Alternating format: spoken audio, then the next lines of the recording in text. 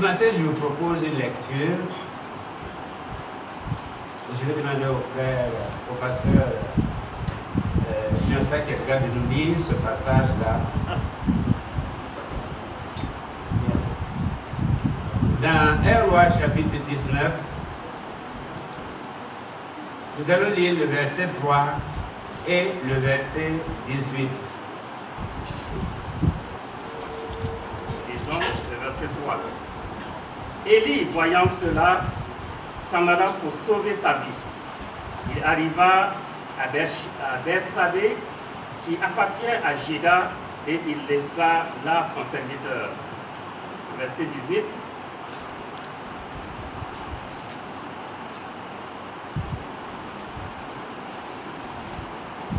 Mais je laisserai en Israël 7000 hommes, tous les genoux qui n'ont pas fléchi devant Baal, toutes les bouches qui ne l'ont pas embrassé. Amen. Amen. De toute façon, c'est une histoire très connue. Élie, qui, dans le chapitre 18, il a opéré, en tout cas l'Éternel a agi par lui. Il a offert un sacrifice inhabituel, qui sort du commun. Parce que ce sacrifice-là a été, tous les éléments ont été consumés. Et l'animal offert, et le bois, et les pierres, et même l'eau. Ce qui n'arrive jamais parce que l'eau ne consomme pas. En tout cas, le feu ne consomme pas l'eau, c'est plutôt l'eau qui éteint le feu. Mais ici, c'est le feu qui a même consumé l'eau. Et le titre de notre réflexion ce matin, c'est « Monsieur ou Madame découragé, que dis-tu pour ta défense ?» Monsieur ou Madame découragé, que dis-tu pour ta défense? Parce qu'après avoir vraiment opéré le miracle, après avoir démontré la puissance de Dieu, après avoir égorgé les 450 prophètes de Baal et d'Astarté, voilà que Jézabel envoie un message au serviteur de Dieu en lui disant: si demain tu es en vie, c'est moi qui suis morte. Mais si je suis en vie, c'est ton cadavre qu'on va ramasser. Et le verset 3 nous dit que Élie, voyant cela, il se leva pour fuir, pour sauver sa vie. Quel paradoxe! C'est ce qu'on appelle les paradoxes en religion. Quel paradoxe! Cependant, est-ce que nous pouvons blâmer Élie? Est-ce que nous pouvons le condamner? Parce que, eh bien, quelque part, nous nous retrouvons dans cet homme de Dieu. Quelque part, nous nous associons à son expérience. On dit qu'on raconte l'histoire de Satan qui avait fait faillite. Et en faisant faillite, qu'est-ce qu'il a fait? Il vendait tout son matériel. Mais il y a un matériel auquel il tenait tellement, un outil auquel il tenait tellement. Et cet outil-là s'appelait le découragement.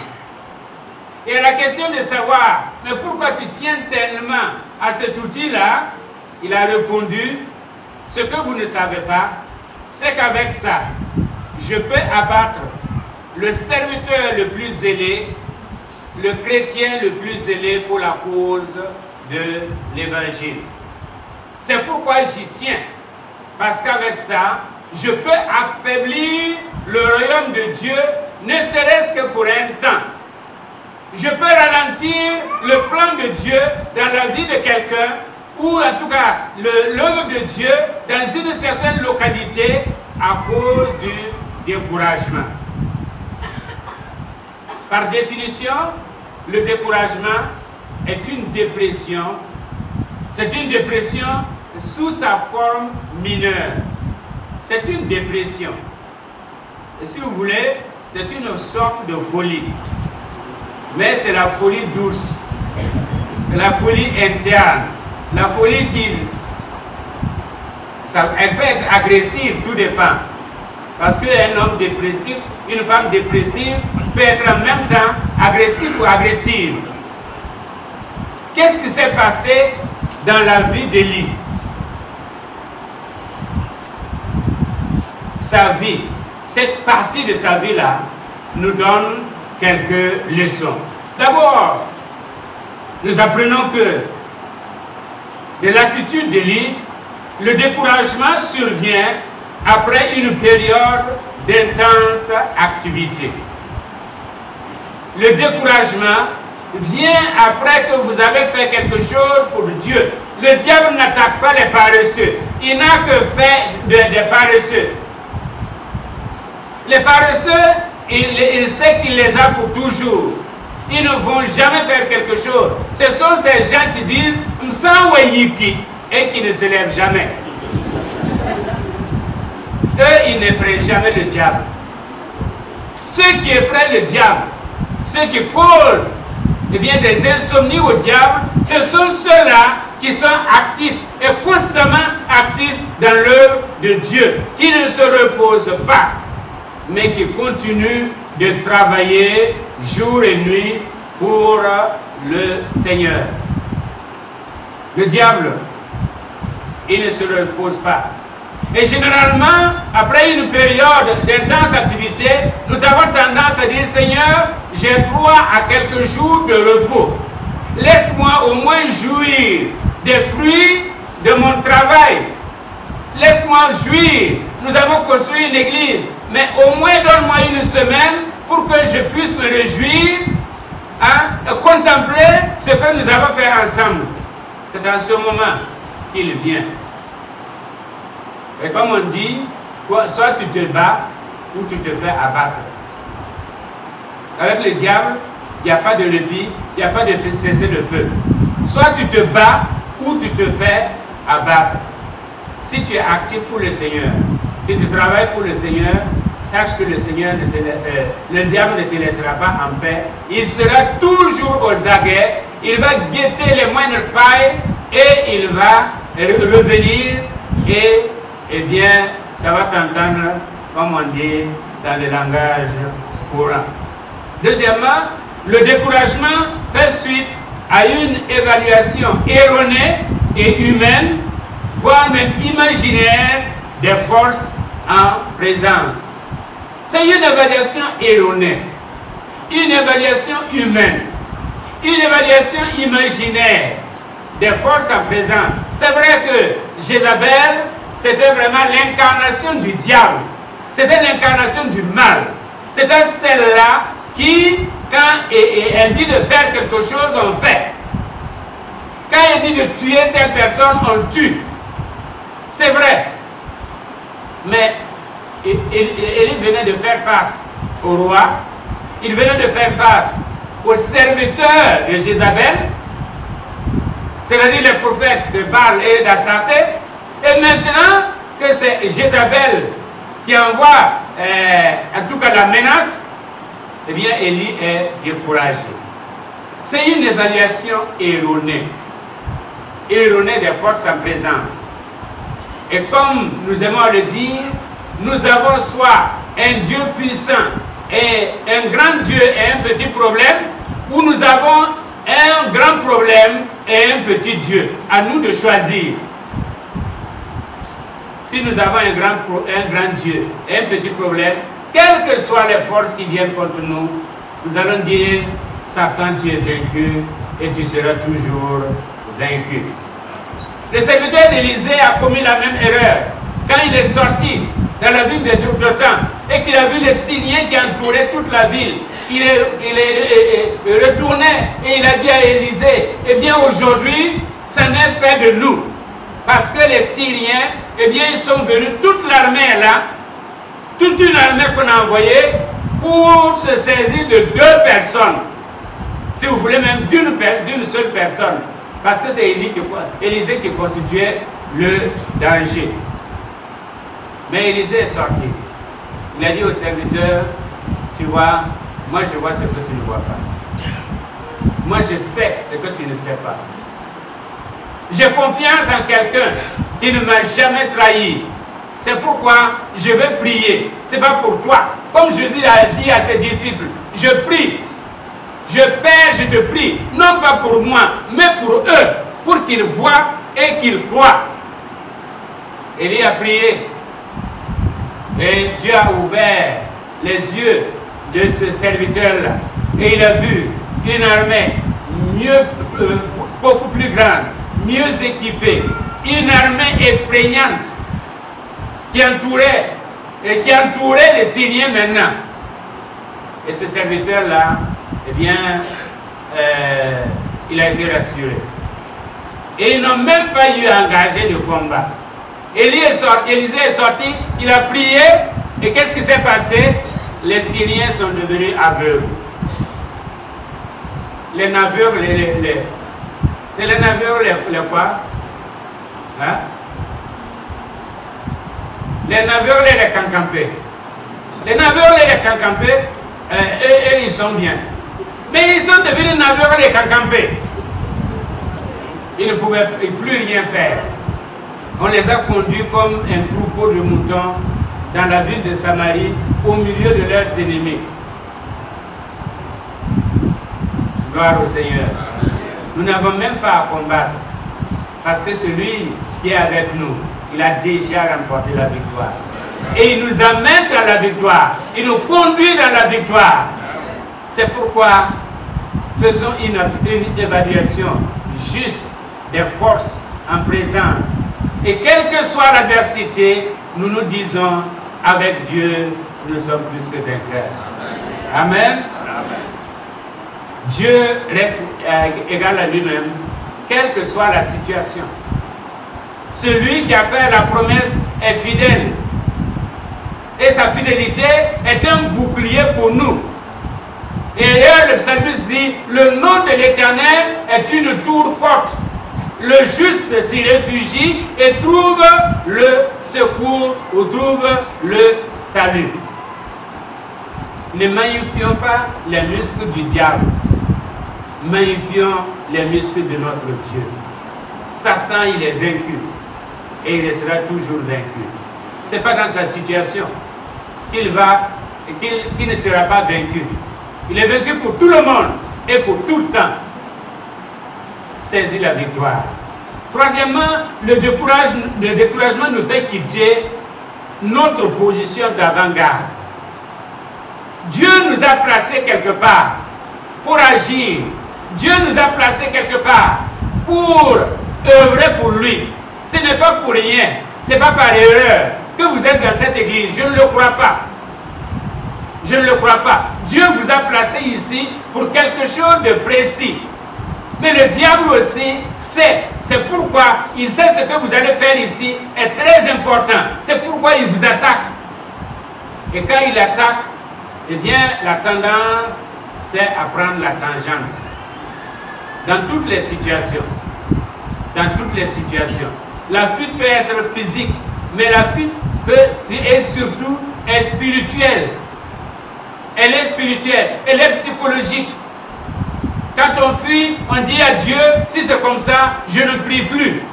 Si c'est comme ça, je ne lis plus ta parole. Si c'est comme ça, je ne vais plus au culte régulièrement comme j'ai l'habitude de le faire. Si c'est comme ça, je ne m'implique plus dans les affaires, dans tes affaires à toi. Il y a plusieurs formes de fuite. Mais la parole de Dieu nous dit que la solution n'est pas la fuite, la solution c'est la lutte devant le Seigneur. Nous avons tendance à fuir les points chauds, mais comme on dit, ce que nous refusons de confronter nous reviendra toujours. Ce que nous refusons de confronter nous reviendra toujours. Soyons comme ces hommes-là, en Juda. Quand il y avait la guerre avec les Philistins, ils se sont mis dans un champ de lentilles. Et les Philistins venaient et ils ont combattu. Ils ont dit, nous n'allons pas quitter ce champ-là. Nous allons défendre ce champ. Et ils ont remporté la victoire. À force de tenir ferme. À force de tenir ferme. Nous allons remporter la victoire. Dans Osée chapitre 11, verset 5, il est parlé de Jacob. Il dit, dans sa vigueur, il lutta avec Dieu, il lutta avec l'ange et il fut vainqueur. Amen. Chaque fois que je lis ça, je suis étonné. Comment quelqu'un peut lutter avec l'ange? Comment quelqu'un peut lutter avec Dieu et être vainqueur? C'est celui qui refuse un nom comme réponse. C'est celui qui refuse de se laisser emporter par les événements. Celui qui refuse de se laisser emporter par les circonstances. Il dit non. Satan, tu es vaincu. Et dans ma situation, je sais que tu ne peux rien faire. Tu ne peux que m'effrayer. Tu ne peux que m'intimider. Ce que tu veux faire, c'est simplement m'amener à quitter ma position d'avant-garde. Là où Dieu m'a placé. Il lutta avec Dieu et il fut vainqueur. Qu'un jour on puisse dire cela de chacun de nous. Il lutta avec Dieu. Il lutta avec les anges. Et il fut vainqueur. Amen. Il y a des gens qui ont prié. Des gens qui ont insisté auprès de Dieu. Et Dieu a changé des situations. Moïse est un exemple. David est un exemple. Ils ont insisté. Ils ont prié. Et Dieu a transformé des situations, non seulement pour eux, mais aussi autour d'eux. Quatrièmement, le découragement nous fait dire ou faire des choses qui sont nuisibles à nos intérêts. Heureusement que Dieu n'exauce pas nos prières. Quand on était à l'école primaire, on avait un maître qui aimait pour les résultats au certificat. C'est au certificat. Mais comme on était ensemble avec les collégiens, chaque fois qu'on devait délibérer et donner les résultats, on avait délibéré, on devait annoncer les résultats, les collégiens venaient, l'école primaire était là, l'école primaire du CP1 jusqu'au CM2, et l'enseignant en question, il avait sa façon d'annoncer les choses. Il va dire ton nom, un tel. Si tu as échoué, il va dire il coule. Ou bien il parachute. Il tombe. Alors ça fait que l'échec était beaucoup plus sévère. À ce temps-là, qu'est-ce qu'on n'a pas entendu? Des gens qui disaient, Seigneur, si c'est comme ça, tue-moi, tue-moi. Pourtant, le lendemain, ils sont allés prendre leur petit déjeuner et ils ont continué à vivre. Dans le découragement, nous disons des choses. Et si Dieu exauçait nos prières, eh bien, nous ne serons plus en vie. Combien ont demandé la mort? Seigneur, si c'est comme ça, prends ma vie. C'est ce que Élie a fait. Seigneur, si c'est comme ça, prends ma vie. De toute façon, il n'avait pas besoin de demander, puisque Jézabel était là. Jézabel voulait se charger de ça. C'est une fausse prière. Sinon, la mort t'attendait. Pourquoi tu fuis? Puisque tu fuis pour sauver ta vie. Mais quand même, on le dit. Il s'apitoie sur son sort. Et quand nous sommes dans le découragement, nous ne voyons que nous-mêmes. Nous ne voyons plus les autres. Nous ne voyons plus les solutions possibles. Nous ne voyons que notre état actuel. Cinquièmement, même dans le découragement, Dieu reste fidèle dans sa provision. Le serviteur qui est parti, eh bien Dieu est resté fidèle. Dieu a pourvu à ses besoins. Et il a mangé, il a bu. Et la Bible nous dit qu'avec cette nourriture, eh bien il a marché 40 jours et 40 nuits sans se fatiguer. Amen. Tout comme le peuple d'Israël qui a marché, lui, 40 années dans le désert et le vêtement ne s'est pas usé, la chaussure ne s'est pas usée. De la même manière, eh bien, le serviteur de Dieu qui a été renouvelé, qui a été assisté, a marché 40 jours et 40 nuits sans se fatiguer. C'est la nourriture de l'Éternel. C'est le soutien de l'Éternel. C'est la force que nous donne l'Éternel. Si Dieu est avec nous, alors nous ne connaîtrons pas la fatigue. Nous allons marcher avec lui. Nous allons marcher à côté de lui. Nous allons marcher dans sa direction. Et nous atteindrons la direction sans jamais nous fatiguer. Sixièmement, dans le découragement, nous nous croyons tous seuls. C'est ce que Élie a dit. J'ai déployé mon zèle pour toi. Et maintenant, il cherche à m'ôter la vie. Je suis resté tout seul. Mais à la fin, Dieu va lui prouver qu'il n'est pas tout seul. En fait, si Élisée savait qu'il y avait une dizaine, eh bien, qui étaient dans la même situation, c'est-à-dire qu'ils sont restés fidèles au Seigneur, il n'en est pas parlé. Mais mieux qu'une dizaine, il y avait 7000 qui n'avaient pas plié le genou devant Baal. C'est-à-dire 7000 qui étaient restés fidèles au Seigneur. Et le nombre 7, eh bien, c'est très important. C'est la perfection. C'est la perfection. C'est-à-dire que ceux qui sont restés là, c'est ceux que Dieu a choisis. Dieu a élu. Dieu a établi. Et rien ne peut les déranger. Ils ont agi dans l'ombre. Ils sont restés dans l'ombre. Ils ne se sont pas manifestés comme lui. Mais il y avait 7000 qui sont restés fidèles à l'Éternel. Septièmement, Dieu préfère la voix douce pour parler à ses enfants dans toutes les situations. Les solutions fracassantes sont pour les païens. Les solutions douces sont pour les enfants de Dieu. Mais avant de lui parler, il lui pose la question.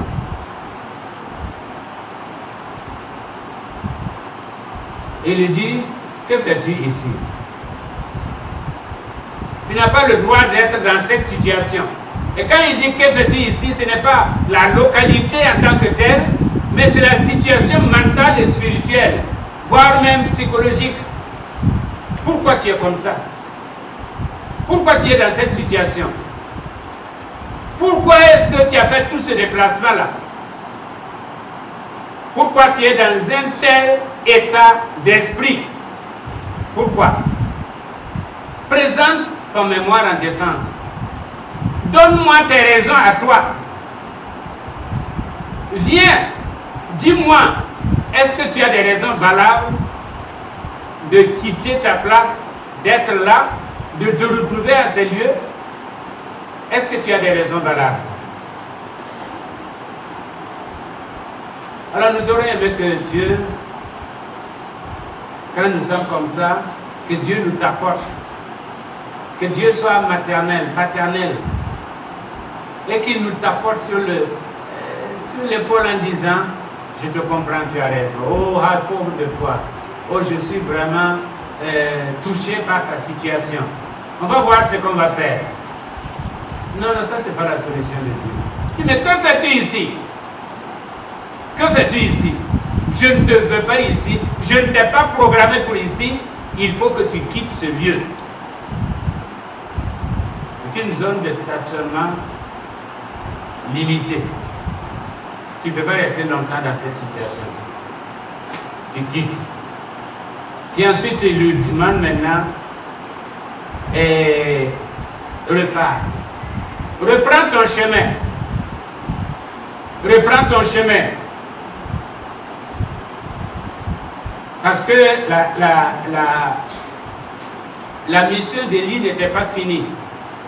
Il va lui parler dans une, comment dire, de père à fils, de serviteur à maître, dans une voix douce, mais intransigeante aussi.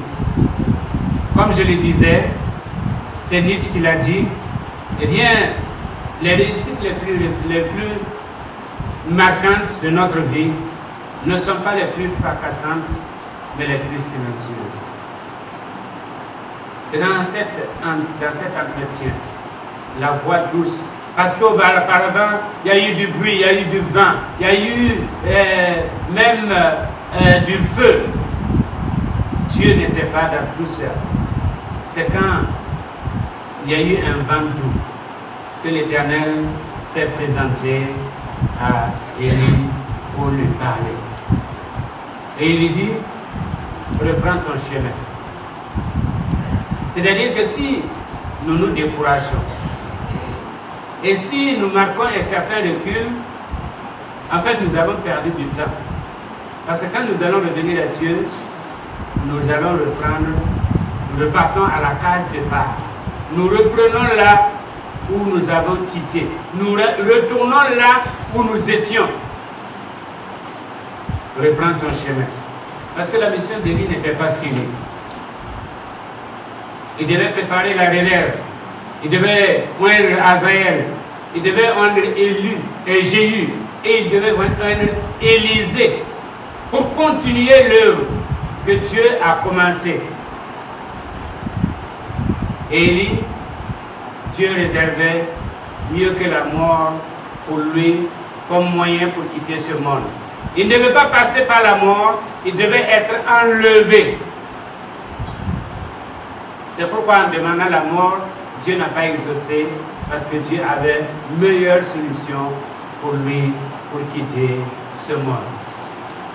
Des fois, dans le découragement, nous demandons des choses.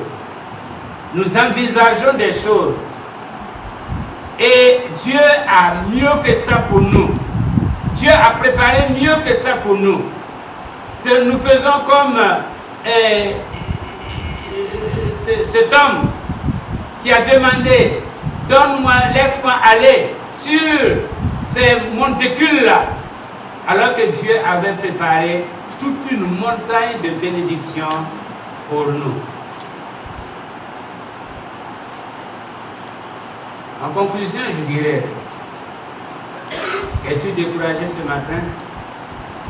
Quelles sont les raisons que tu peux avancer devant le Seigneur? Est-ce que tu as des raisons que tu peux avancer? Le Seigneur te demande, que dis-tu pour ta défense? Ou si tu veux, que fais-tu dans cette situation? Je ne te veux pas dans cette situation. La situation personnelle, situation de santé, situation matérielle, situation financière, situation familiale, situation même sociale, ou la situation du pays peuvent t'amener à te décourager. Mais est-ce que ton découragement change un iota à ta situation? Non. Absolument pas. Au contraire. Dieu a pourvu, il a tout pourvu pour toi. Le salut, la protection, la provision, la sécurité, la délivrance, la puissance et surtout sa présence. N'a-t-il pas dit, je suis avec vous tous les jours? Amen. Je suis avec vous tous les jours. Sa présence fait toute la différence. Sa présence nous assure la victoire. Et nous rassure de la victoire de Dieu. Et cette présence est suivie de ne crains rien. Le découragement est humain, mais pas divin. Le découragement est humain, mais il n'est pas du tout divin. La Bible nous dit à un moment donné, dans la vie de David, David était découragé. Mais David s'est rendu compte que si tu restes découragé, la solution ne viendra pas. Et David reprit du courage dans le Seigneur et remobilisa ses troupes. Et ils sont allés attaquer, eh bien, ceux qui avaient détruit Siklag. Ils ont ramené les familles, ils ont ramené le bétail. David reprit du courage dans le Seigneur. Ce matin, Le Seigneur te demande, toi aussi, reprends courage. Reprends courage. Celui qui est avec toi est plus grand que celui qui vient contre toi. Et le Seigneur ne t'a pas oublié. Jamais. Une mère oublierait son enfant. Mais l'Éternel, il n'oublie jamais. Il n'oublie jamais ceux qu'il a rachetés. Il n'oublie jamais ses enfants. Ne pense pas que Dieu t'a oublié. Ne pense pas que Dieu est loin. Ne pense pas que Dieu est absent. Dieu est présent.